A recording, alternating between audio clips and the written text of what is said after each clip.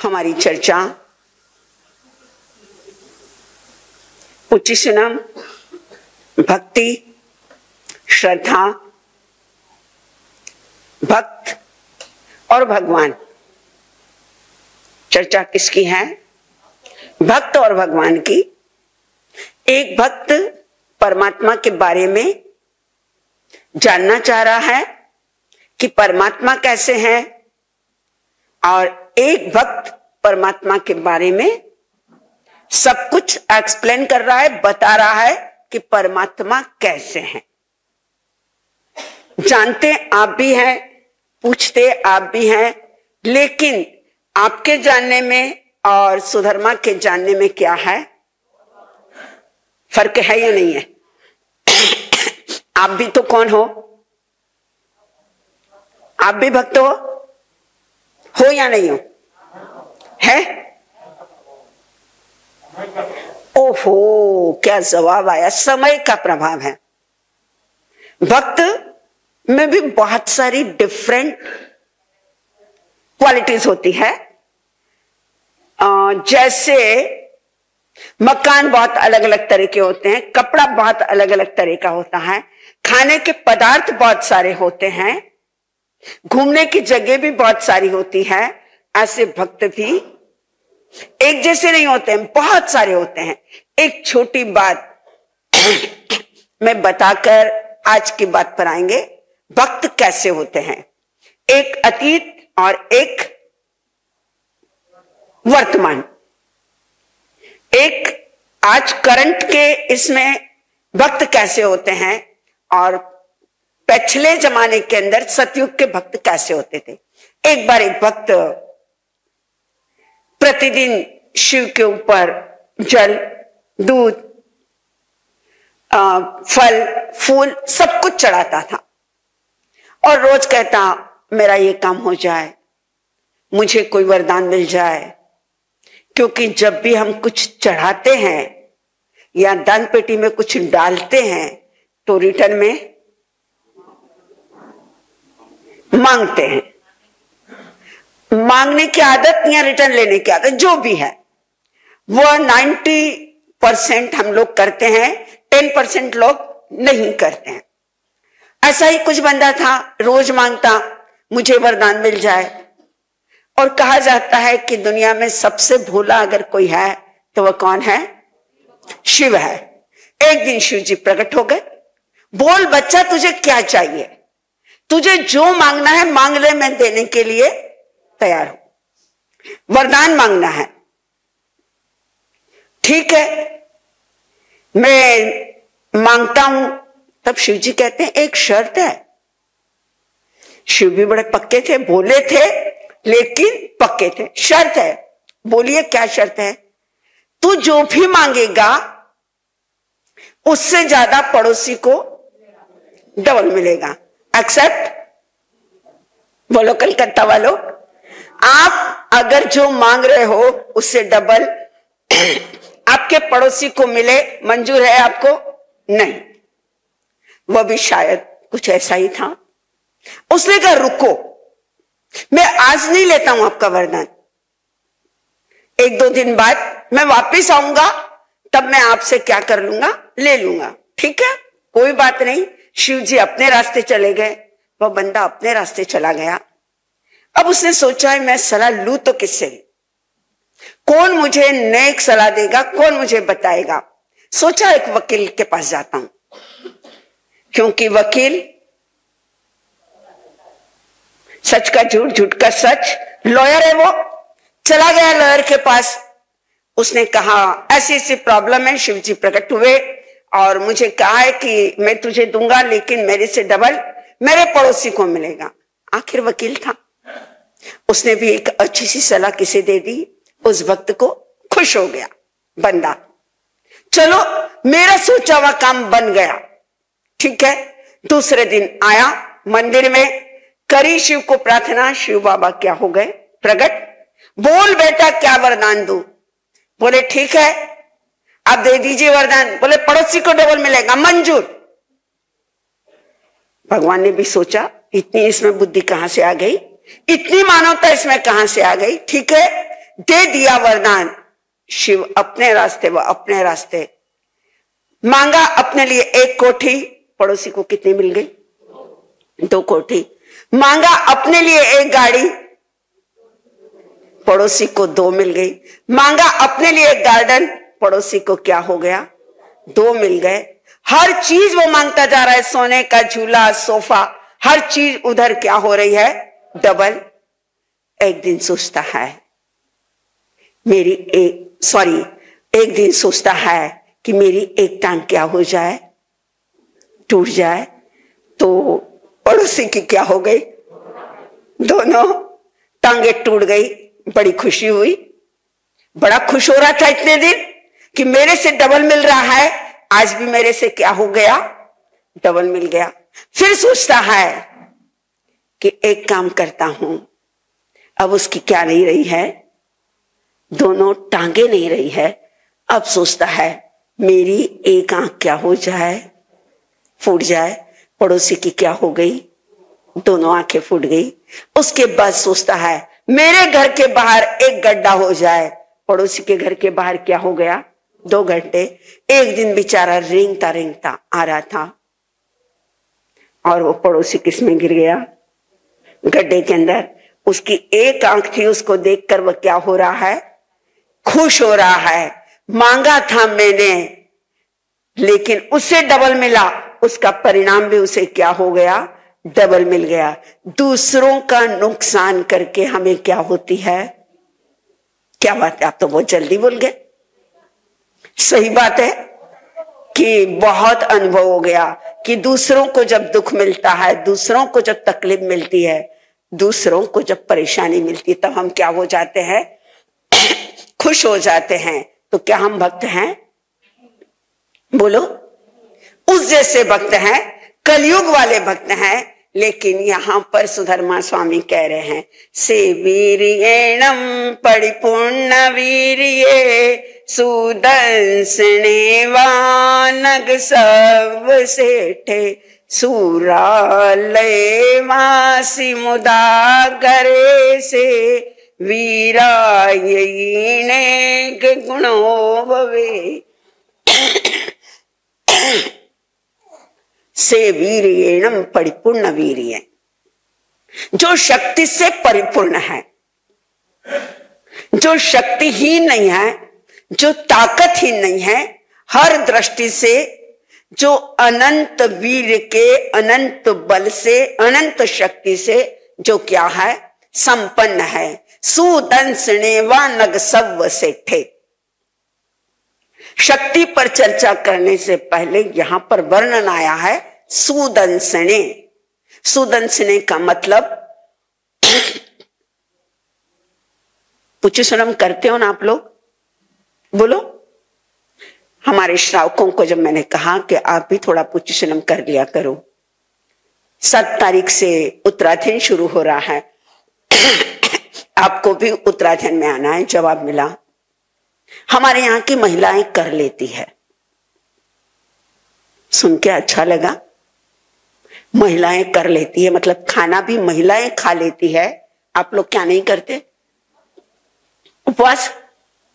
महिलाएं अगर करेगी तो फल महिलाओं को मिलेगा, आप करोगे तो फल आपको मिलेगा। हमारे इधर आप राजस्थान, महाराष्ट्र, साउथ में जाइए, जिस समय उत्तरायण चलता है, ये हॉल तो काफी छोटा है कलकत्ता वालों, इससे बड़े बड़े हॉल उत्तरायण के समय में भर जाते हैं। ऐसा लगता है कि मानो पर्व प्रयुषण आ गए हैं। और आप जो टाइम दे दो उत्तरायण का, उस उत्तरायण की साधना के अंदर हर व्यक्ति क्या कर जाता है? पहुंच जाता है। क्योंकि रिश्ता महावीर के साथ है, रिश्ता उस वाणी के साथ है, श्रद्धा उस वाणी के प्रति है। हमें ये सुनने को मिल रहा है, ये हमारा क्या है? अरे सौभाग्य है।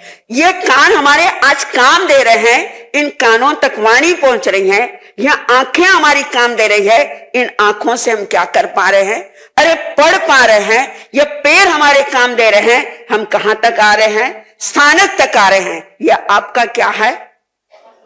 अरे सौभाग्य है, कई लोग देख नहीं सकते, कई सुन नहीं सकते, कई चल नहीं सकते, कई बोल नहीं सकते। ये सारी कमियां हमारे में एक भी नहीं है। परमात्मा ने सब कुछ आपको दिया है, तो क्या कर लेना? उपयोग। उत्तराध्ययन भी पढ़ लेना, पुच्ची सुनम भी पढ़ लेना। हर शब्द एक गहराई लेकर है। सुदन स्नेवानग सब सेठे। हमारे यहां आगम के अंदर सुमेरु पर्वत के 16 नाम आए हैं। कितने? 16 नाम आए हैं। उन 16 नामों में एक नाम क्या है? सुदर्शन भी है। नग सव सेठे, एक विशाल काय पर्वत है जो शक्तियों से संपन्न है, जो किसी आंधी और तूफान के अंदर क्या नहीं होता है? हिलता नहीं है। वह सुमेरु पर्वत इतना रम्य है, इतना सुंदर है, सोने से बना हुआ है। उस सुमेरु पर्वत पर रमण करने के लिए कौन आते हैं? स्वर्ग के देवता अपना स्वर्ग छोड़कर उस सुमेरु पर्वत पर आते हैं। आप कहते हैं ना आजकल कि महाराज साहब अभी छुट्टियां लगी है, हम कहां जा रहे हैं? बोलो, घूमने, हिल स्टेशन। गर्मी है, बारिश की मौसम है, आपको कहां जाना है? हाँ, घूमने के लिए। दार्जिलिंग, सिक्किम, सापुतारा, माथेरान, लोनावला, खंडाला, महाबलेश्वर, जो बेस्ट से बेस्ट हिल स्टेशन है, लेह लद्दाख, मजा आता है, एक आनंद आता है। क्यों आप जाते हो हिल स्टेशन पर घूमने के लिए? यहां जितने बैठे हुए हैं उनमें से कौन कौन हिल स्टेशन गया और आपका प्रैक्टिकल अनुभव क्या? बोलो, कैसा लगा वहां जाने के बाद? शांति, सुकून, एक आनंद, एक ताजगी, एक एनर्जी। राइट या रॉन्ग? एकदम ऐसा लगता है कि हम किसी दुनिया से बहुत क्या आ चुके हैं, दूर आ चुके हैं, जहां पर हरियाली है, जहां पर भीनी भीनी बारिश है, जहां पर फूल है, पौधे हैं। एक ऐसा लगता है कि दुनिया की एक मस्ती का हम क्या ले रहे हैं? आनंद ले रहे हैं। आप इंसान हो, आप इस मस्ती का आनंद लेते हो, लेकिन देवता स्वर्ग का आनंद छोड़कर भी कहां का आनंद लेते हैं? उस सुमेरु पर्वत का आनंद लेते हैं। इतना सुंदर सुमेरु पर्वत है, लेकिन यहां पर सुधर्मा कह रहे हैं उससे कई गुना सुंदर कौन है? से वीर्येणम परिपूर्ण वीर्ये सुदंसने वानग सब सेठे। वह सुमेरु पर्वत सुंदर है, देवता के लिए सुखकारी है, हितकारी है, उन्हें आनंद आता है, उन्हें मौज लगती है। लेकिन मैंने देखा है उससे भी ज्यादा शक्तिशाली, उससे भी ज्यादा पराक्रमी, उससे भी ज्यादा अनंत वीर्य, अनंत बलवीर्य संपन्न कौन है? भगवान। कैसे? आपको पता होगा, आप हर साल महावीर का क्या मनाते हो? जन्म महोत्सव मनाते हो। से वीर्येणम परिपूर्ण वीर्यम, जो परिपूर्ण है। कैसे परिपूर्ण है? जिस समय भगवान महावीर जन्म को अभी अंतर मुहूर्त भी नहीं हुआ था। क्या नहीं हुआ था? अंतर मुहूर्त भी नहीं हुआ था। और 64 इंद्र आए, शक्रेंद्र आया और मां की गोदी से क्या ले लिया? एक नन्ना मुन्ना दूध मुहा बच्चा, जो अभी सिर्फ मां के गर्भ से बाहर निकला है। ऐसा छोटा बच्चे को अगर कोई हाथ लगा दे तो आप क्या कहोगे? इन्फेक्शन हो जाएगा, टच मत करो, दूर रहो, इसका केयर करो। डॉक्टर कहते हैं इसे ऐसा रखो, ऐसा करो। लेकिन नन्ना मुन्ना बच्चा है, जहां 56 दिशा कुमारियां भी एक साथ आ गई है। 1 2 10 नहीं, 56 दिशा कुमारियां, 64 इंद्र एक साथ आ गए। सोचिए उस समय का वातावरण कैसा रहा होगा। एक देव भी अगर धरती पर आ जाए तो बताइए कैसा लगता है। हम करंट टॉपिक की बात कर ले। अभी कलकत्ता में क्या चल रही है? दुर्गा पूजा।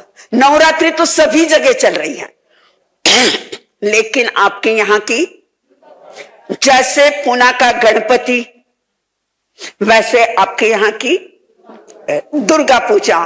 उस दुर्गा का मूर्ति देखकर उस चामुंडा, जगदम्बा, काली, कोई भी काल रात्रि, चंद्रघंटा, शैलपुत्री, जो भी देवी है, उसकी मूर्ति देखकर आपको कैसा लगता है? अच्छा लगता है या नहीं लगता है? तो सोचिए एक देवी की शक्ल देखने पर आपको ऐसा लगता है मैंने किसी शक्ति का क्या किया है, एहसास किया है। वहां पर कितनी देवियां आई हैं? 56। और एक देव नहीं, एक इंद्र नहीं, कितने आए हैं? 64 इंद्र आए हैं, 64। और 64 इंद्र अकेले नहीं आए, उनके साथ में भी क्या आया है? पूरा एक समूह आया है। और एक दूध मुहे बच्चे को गोदी में उठाया और कहां गए? मेरू पर्वत की पांडुक शिला के ऊपर पहुंच गए। बैठ गया शक्रेन, और गोदी में कौन है? वह बच्चा। बच्चा है, लेकिन उसमें क्या है? भगवत्ता है। क्या है? भगवत्ता है। बच्चे बहुत सारे होंगे, लेकिन भगवत्ता हर में नहीं होती है। इस बच्चे के अंदर क्या है? भगवत्ता है। गोदी में लिया है 1008 कलश। 1, 2, 10, 15, 25 नहीं, 1008 कलश।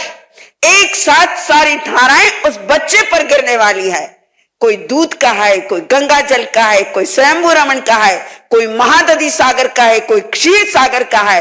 विभिन्न स्थानों से गंगा, यमुना, सरस्वती, हर नदियां और हर समुद्र का पानी उन कलशों के अंदर भरा हुआ है। और हर देव इंतजार कर रहे हैं कि आज्ञा कौन दे? शक्रेंद्र आज्ञा दे।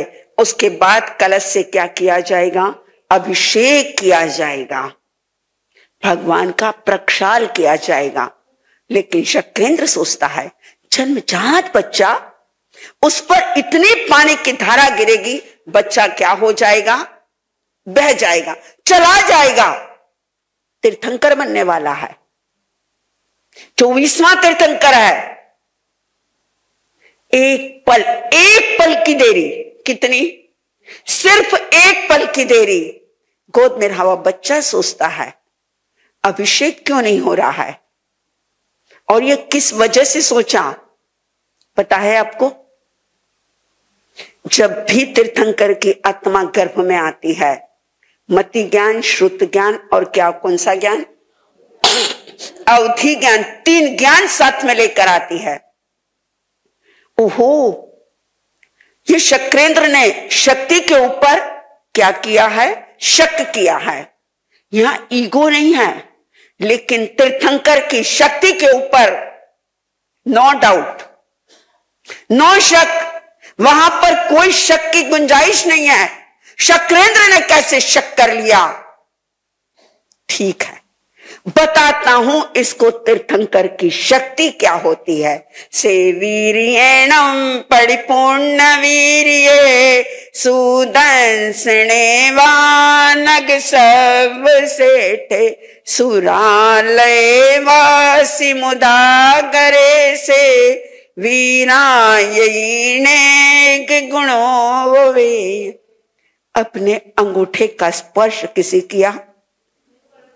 सुदंसने वानग सब सेठे, सिर्फ उस पर्वत को टच किया और इस भाव से टच किया कि ये मेरू क्या हो जाए?